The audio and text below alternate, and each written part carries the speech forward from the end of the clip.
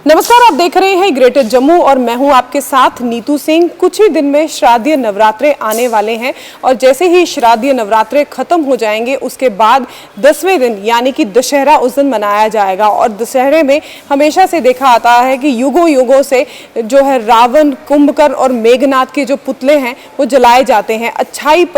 बुराई पर अच्छाई की जीत जो है हासिल होती है। और ये हिंदुओं का ही बहुत ही पारंपरिक त्योहार है जिसे बड़े ही हर्ष और उल्लास के साथ मनाया जाता है।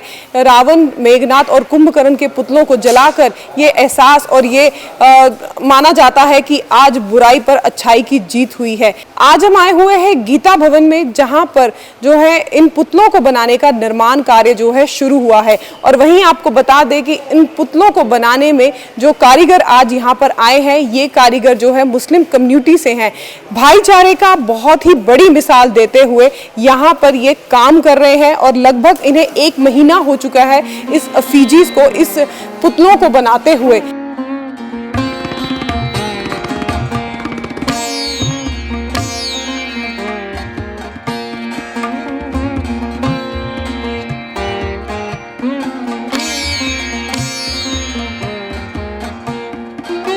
इस दिन भगवान राम ने रावण का वध किया था। इसे विजयदशमी के नाम से भी जाना जाता है। इस दिन रावण का पुतला बनाकर उसका दहन किया जाता है और रावण के पुतले के साथ साथ मेघनाथ और कुंभकर्ण का पुतला भी जो है वो जलाया जाता है। कहा जाता है कि इस दिन जो है बुराई पर अच्छाई की जीत होती है और असत्य पर सत्य की जीत होती है।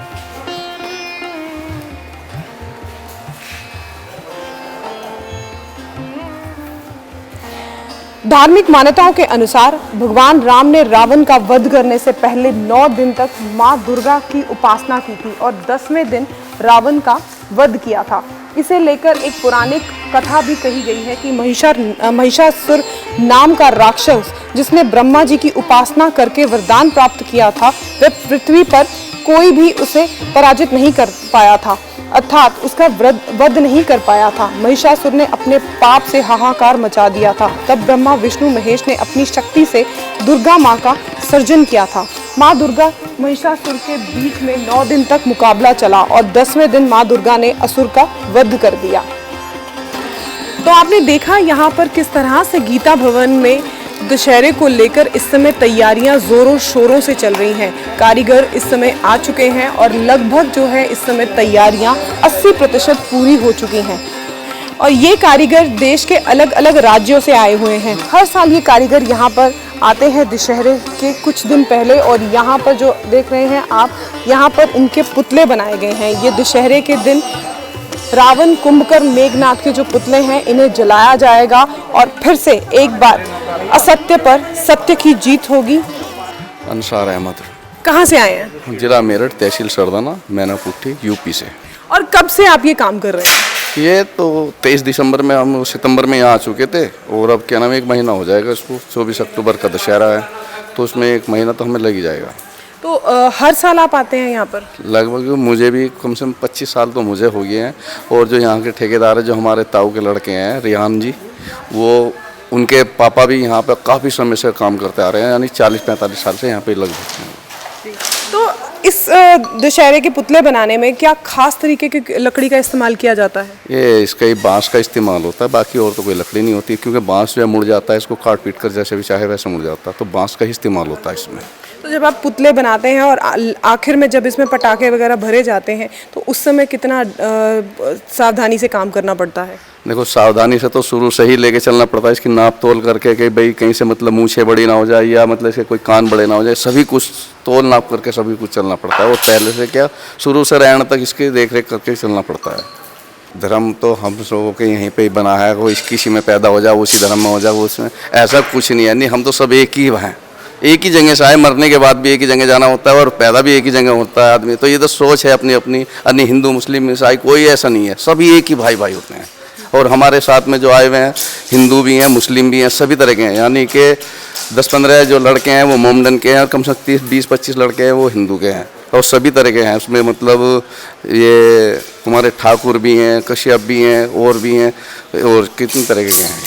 तो ये बहुत ही अलग अनोखा दृश्य है जहाँ पर भाईचारे का प्रतीक आपको देखने को नजर आता है, जहाँ पर ये हिंदुओं का त्यौहार है रावण दहन, और वहीं आपको जो है देखा जाए, जो आपको कारीगर यहाँ पर जिनसे हमने बात की ये मुस्लिम कम्युनिटी से है, एक भाईचारे का प्रतीक देते हुए ये कहीं ना कहीं बहुत ही खूबसूरत दृश्य है, जहाँ पर हम ये कह सकते हैं कि भारत में कोई भी समुदाय पीछे नहीं है, हर समुदाय जो है एक साथ है, एकत्रित है।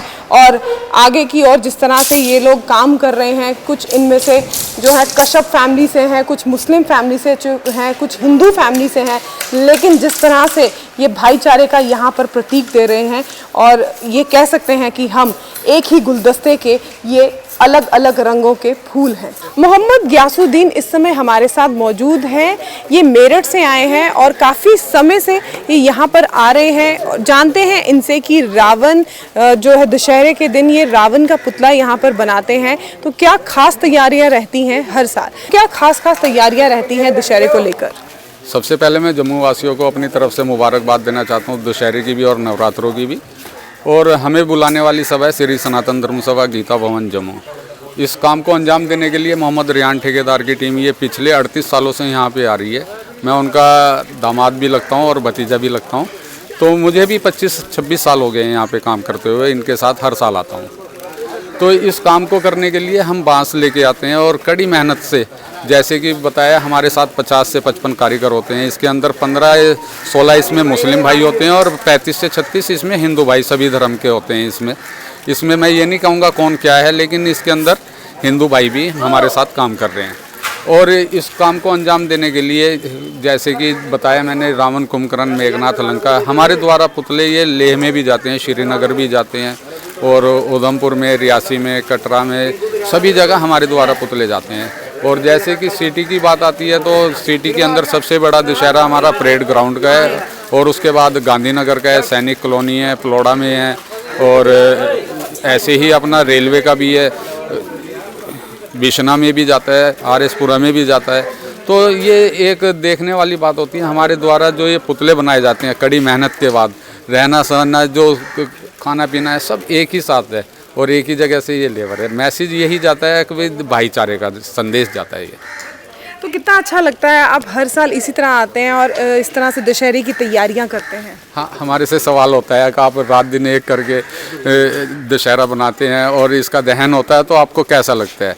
ये एक कला है, कला किसी के भी पास हो सकती है, ये हिंदू के पास हो या मुस्लिम के पास हो, इससे कोई मतलब नहीं है। ये एक काम है, काम कहीं पे भी किया जा सकता है। और इसको जो कहते हैं कि जब ये दहन होता है तो आपको कैसा लगता है कि आपने रात दिन करके इसको बनाया, लेकिन खुशी इसलिए होती है क्योंकि ये बुराई पर अच्छाई की जीत है। लंबी मेहनत, लगभग 1 महीना लग जाता है आपको इस काम में। सिर्फ आप ही नहीं, आपके और भी साथी हैं जो दिन रात मेहनत करते हैं।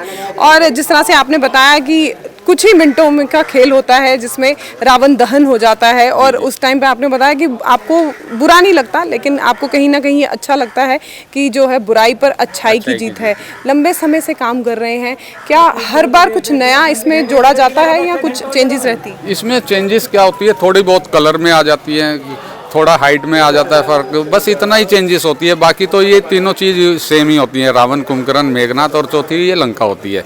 इससे अलावा इसके अंदर कोई नई एंट्री हम कर नहीं सकते हैं, क्योंकि बस चेंजिंग आती है सिर्फ पेंट की और इसके कला की। तो क्या जो इसमें रंग इस्तेमाल होते हैं वो खास किस्म के होते हैं? ये एनामल पेंट इस्तेमाल करते हैं, वाटर पेंट भी इस्तेमाल करते हैं। तो इसके अंदर कलर का भी एक योगदान होता है। कितनी जगह ग्लेस पेपर से ही इस्तेमाल करते हैं, कहीं पे कुछ इस्तेमाल करते हैं। इसके अंदर हमारा जो काम है ना, सिर्फ इसको अच्छे से अच्छा पेश करना पब्लिक के सामने, क्योंकि साल में एक दफ़ा देखते हैं। तो आप यहाँ पर लंबे समय से आ रहे हैं, जम्मू में आकर कैसा लगता है आपको? जम्मू में आगे बहुत अच्छा लगता है, क्योंकि ये एक देवभूमि भी है, और इसके अंदर एक आपस में जो हम यहाँ पे छोड़ के जाते हैं ना, अपनी तरफ से एक भाईचारा यहाँ पे छोड़ के जाते हैं, जो लोगों को मैसेज जाता है कि भी देखो वहाँ से बाहर से आके और इकट्ठा रह के ये काम को अंजाम दे के गए हैं।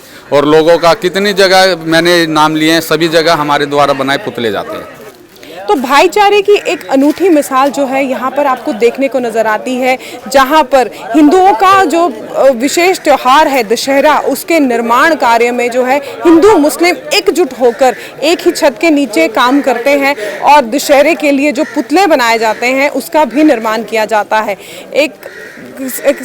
किसी ने सही ही कहा है कि भारत जो है एक गुलदस्ते की तरह है, जिसमें हर जो धर्म है एक फूल की तरह खिला हुआ है और हमारा फर्ज बनता है कि इस गुलदस्ते की हमेशा इस तरह से ही रक्षा करते रहना। दशहरा आने वाला है, हम सबकी तरफ से, ग्रेटर जम्मू वर्चुअल की तरफ से आपको दशहरे की शुभकामनाएं और उम्मीद करते हैं कि जिस तरह से ये कारीगर एकजुट होकर काम कर रहे हैं एक ही छत के नीचे, और जिस तरह से रावण, मेघनाथ, कुंभकर्ण का निर्माण कर रहे हैं, क्योंकि इन्हें लंबे समय तक काम करना पड़ता है, लेकिन सिर्फ एक ही दिन जो है इन तीनों पुतलों को जलाया जाता है। कुछ ही मिनटों में जो है इनका महीनों का काम जो है खत्म हो जाता है, लेकिन इनके अंदर एक सेटिस्फेक्शन है कि ये बुराई पर अच्छाई की जीत है। इसी तरह से हमें भी एकजुट होकर रहना है और हमेशा बुराई पर अच्छाई पर जीत हासिल करनी है। इसी तरह की अपडेट्स के लिए जुड़े रहिए ग्रेटर जम्मू के साथ। कैमरामैन अजय जाडू के साथ मैं नीतू सिंह, ग्रेटर जम्मू के लिए। धन्यवाद।